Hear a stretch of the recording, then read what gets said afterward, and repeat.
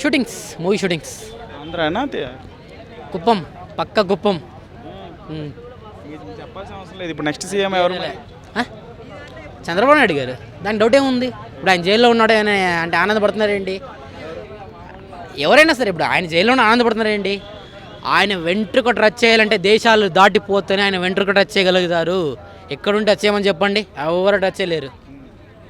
ఆయన పులి, ఆయన విధానం వేరు, ఆయన రూటే వేరు.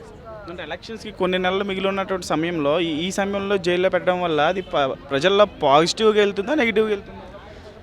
ఇప్పుడు ఇప్పుడు మీరు అడిగిన క్వశ్చన్కి అయితే అంటే మిమ్మల్ని కూడా అడుగుతానన్న. ఇప్పుడు మొన్న సైబర్ టవర్స్ దగ్గర ఐటీ ఎంప్లాయీస్ చేశారు. వాళ్ళు ఎక్కడున్నారు? ఐటీ ఎంప్లాయీస్ ఎక్కడున్నారు?